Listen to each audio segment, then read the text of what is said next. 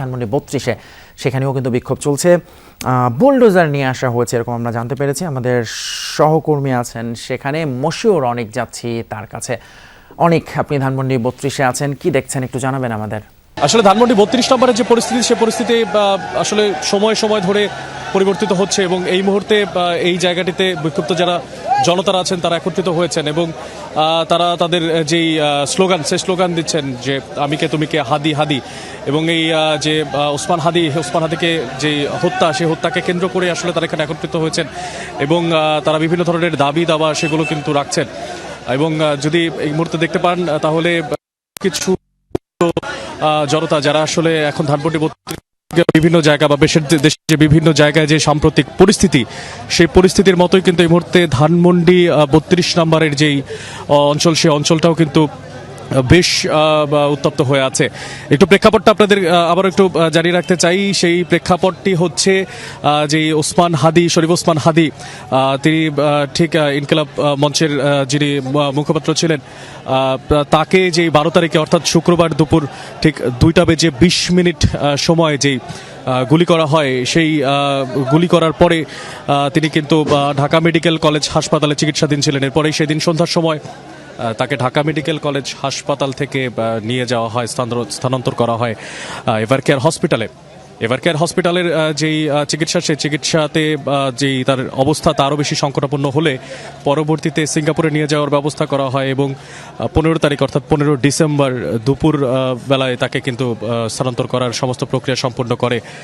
অন্তর্বর্তী সরকার এবং সেখান থেকে কিন্তু নিয়ে যাওয়া হয় তাকে দেশের বাইরে অর্থাৎ সিঙ্গাপুরে। সেখানের সেন্ট্রাল হসপিটালে তিনি এতদিন চিকিৎসাধীন ছিলেন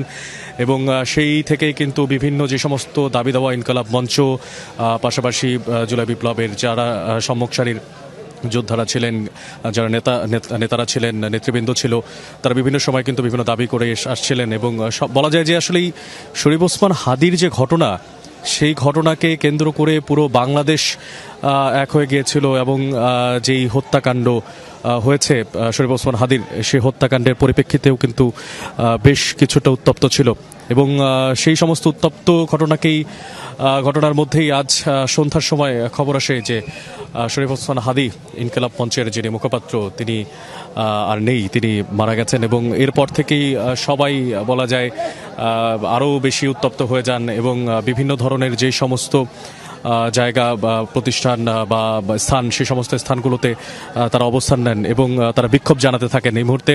ধানমন্ডি ৩২ নম্বরেও কিন্তু সেই একই ধরনের বিক্ষোভ আমরা দেখতে পাচ্ছি। যদিও আমরা ক্যামেরাতে দেখানোর চেষ্টা করছি এই মুহূর্তে বর্তমান যে পরিস্থিতি অঞ্চলটাতে, স্থানটিতে, সেই স্থানের সম্পূর্ণ যেই ব্যাপারটা, সেটি কিন্তু বেশ কিছু বিক্ষুব্ধ জনতা যারা হচ্ছেন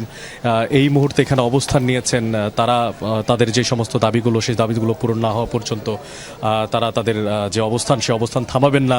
এবং যারা এই হত্যাকাণ্ডের সঙ্গে জড়িত, ফয়সাল আলমগীর সহ তাদেরকে সহযোগিতা যারা করেছেন, তাদেরকে যতদিন পর্যন্ত বা যতক্ষণ পর্যন্ত গ্রেফতার করা না হচ্ছে, ভারত থেকে ফিরিয়ে আনা না হচ্ছে, ততক্ষণ পর্যন্ত তাদের এই আন্দোলন চলবে বলেও আমাদের কাছে বলেছেন এই বিক্ষুব্ধ জনতাদের কিছু অংশ। জি মশিউর, অনেক অসংখ্য ধন্যবাদ আপনাকে। ধানমন্ডি ৩২ থেকে জানাচ্ছিলেন সেখানকার সবশেষ খবর।